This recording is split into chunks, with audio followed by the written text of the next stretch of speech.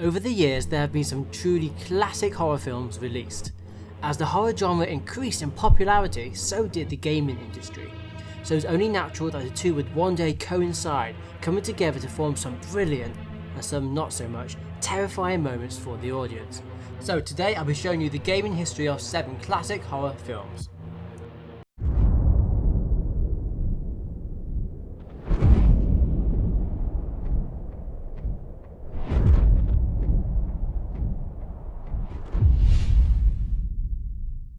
The Exorcist, 1973. The film follows the demonic possession of a 12-year-old girl and her mother's attempt to rescue her through an exorcism conducted by 2 priests. When released in December 1973, The Exorcist received mixed reviews, mainly due to its graphic nature and a rating controversy, which gave the film an R rating rather than an usual X rating. However, the film continued to grow in popularity and eventually became known as the scariest film of all time and completely changed the horror genre. Despite this, however, the film didn't have an official game made until 2017's The Exorcist, Legion VR, which was released for Steam and PlayStation VR. Set during the events of the third Exorcist film, the game is an episodic VR experience, with each chapter featuring a unique demonic entity. The game was nominated for Best PC VR Game of 2018. The Texas Chainsaw Massacre, 1974. The film follows a group of friends who fall victim to a family of cannibals while on their way to visit an old homestead. Upon its October 1974 release, the Texas Chainsaw Massacre was banned outright in several countries, and numerous theatres later stopped showing the film in response to complaints about its violence. The film is considered to be one of the most controversial in the genre. First and only official game was released for the Atari 2600 on the 14th of March 1983 by Wizard Video. As one of the first horror-themed video games, the Texas Chainsaw Massacre caused controversy when it was first released due to its violent nature. The game sold poorly as many video game stores refused to carry it. The game was poorly received because of its lackluster gameplay. I mean, just look at it. It was simply awful, even for its time. I wouldn't even recommend you go and try it out now for a laugh, because you would not be having a laugh at all. Ever. It's bad. Really bad. Halloween, 1978. The film tells the story of a serial killer, Michael Myers, as he stalks and kills teenage babysitters on Halloween night, 15 years after he murdered his teenage sister, Judith Myers. The film was released on October 25, 1978. The film was a major success, earning accolades as a classic horror film. Many credit the film as the first in a long line of slasher films inspired by Alfred Hitchcock's Psycho. 6 years later, Wizard Video Games, yes, the same terrible company that made that Texas Chainsaw Massacre game we saw earlier, breathe, released their version of Halloween. Both games were released in 1983. Halloween was a controversial title at its time of release, due to its violent content and subject matter. Many game retailers refused to carry the game, and the ones who did kept it behind the counter on a request-only basis. Due to both games not selling well, Wizard Video Games soon pulled out of the gaming industry. I doubt anyone missed them. Look at the past games. I mean, come on. This is mostly due to the violence in their games, which were aimed for adults, but the problem being that video games were seen more for children back then. Officially, Michael Myers would again appear in 3 more games. The first, in Call of Duty Ghosts on the Onslaught DLC. His next appearance would be in Dead by Daylight's The Halloween chapter, as a DLC character. This is arguably his best appearance yet in a video game, letting you play as Michael as he hunts down his victims. This game is miles ahead of the Wizard Video Games version, but obviously that's understandable due to the age of that game. And finally, his last official game was made alongside the release of the 2018 version of Halloween. In this free-to-play browser game, you star as Laurie as she attempts to escape Michael in this 8-bit retro-style game. Players must avoid obstacles and, of course, Myers himself for as long as possible. Alien, 1979. The film follows the crew of the commercial space tug Nostromo, who encounter the alien, a deadly and aggressive extraterrestrial set loose on the ship. Having been met with critical acclaim and box office success, whilst also winning the Academy Award for Best Visual Effects, it has become considered one of the greatest films of all time. Due to its massive success, there have been many Alien games released, however, they didn't all get off to the best start. What the hell even is this game? In 1982, 20th Century Fox released this absolute shit show of a game.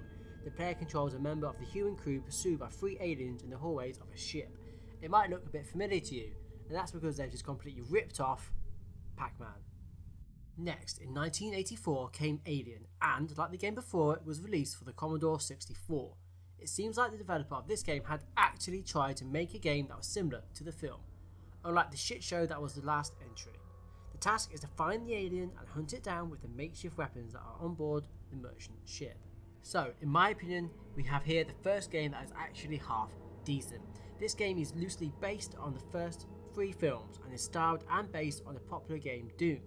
Released on PlayStation, Sega Saturn and MS-DOS, you start the game as Ellen Ripley, in kind of a modified version of her Alien 3 appearance, as she and a team of Marines are sent down on LV-426 to investigate the colony located there. Now, I know I've only been mentioning games that directly include the first Alien film, and that's because there are a lot of Alien games, okay? A lot. But how can I not include Alien Isolation? Easily the best Alien game ever made, this game is set 15 years after the events of the 1979 film. The game follows Amanda Ripley, daughter of Alien protagonist Ellen Ripley, as she investigates the disappearance of her mother. Unlike the previous games I've mentioned, Alien Isolation places an emphasis on stealth and survival horror gameplay, requiring the player to avoid and outsmart a single alien creature. And because of it, this shit be scary. This is a good game. This is how you make an Alien game. Friday the 13th, 1980. Released on May 9th, 1980, Friday the 13th was a major box office success, grossing over $39.7 million in the United States alone, and $20 million internationally. The film tells the story of a group of teenage camp counselors who are murdered one by one by an unknown killer while attempting to reopen an abandoned summer camp. After its huge success, a franchise was born, totaling 12 films in all so far, including the 2009 reboot. Can I just say something as well? These counsellors, they pretty much deserve to die. I mean, how pathetic are they in this film? 5 years later, Domark released Friday the 13th, the first game adaptation based on the first 3 films, for the Amstrad CPC, Commodore 64 and VX Spectrum. It is the player's task to make sure his friends do not get killed by Jason, who often appears disguised as one of them, unless he is hit once and becomes invisible as a man dressed in black. The game received mostly negative reviews, and you can see why. Jason looks nothing like Jason. And also the fact you have to hit your own friends because he is disguised as one of them. Jason would never do that. Panned by critics upon its release in 1989, the goal of this version of Friday the 13th is to find and defeat Jason Voorhees 3 times, while surviving 3 days and 3 nights as the counsellors. The game came out for the NES only. While graphically superior to the previous entry, this game still fell short in terms of gameplay. Fans would have to wait until 2017 to get the next official tie-in.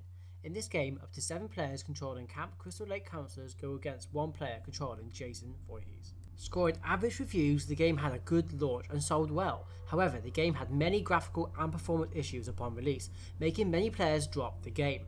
Due to legal issues, the game would now not receive any future DLC, only game fixing patches. Out for Microsoft Windows, PS4 and Xbox One, the game is set to receive a Nintendo Switch version in August. Friday the 13th, Killer Puzzle. A free-to-play puzzle game for iOS, Android, Steam and Nintendo Switch, players control Jason Voorhees by sliding him around an isometric puzzle to attack victims directly or indirectly, which will result in kill scenes. There are multiple episodes ranging from campgrounds to outer space, which basically covers all of the Jason films. This is the first time Jason is back on Nintendo since 1989. Unbelievably, this is the best rated Jason game. Just let that sink in. A puzzle game is the best Friday the 13th game. Oh god.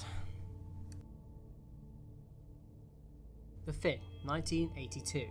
The film tells the story of a group of American researchers in Antarctica who encountered the Thing, a shape-shifting alien that assumes the appearance of its victims. They all become overcome by paranoia and conflict as they learn that they can no longer trust each other and that any one of them could be the Thing. When originally released, The Thing received very negative reviews. It was proposed at the time to be the most hated film of all time. Reviewers both praised the special effects achievements and also criticised their visual repulsiveness.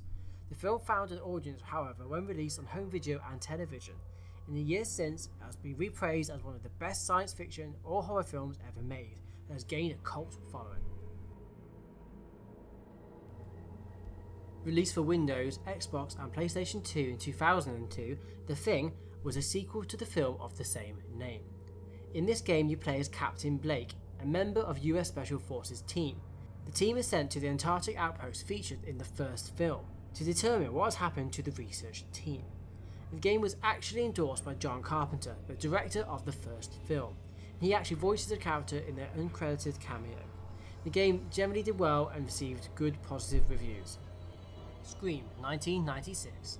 Released on December 20th, 1996, Scream follows a high school student in the fictional town of Woodsboro, California, who becomes the target of a mysterious killer in a Halloween costume known as Ghostface. And as a kid, this was the film that got me into horror in the first place. I absolutely loved this film.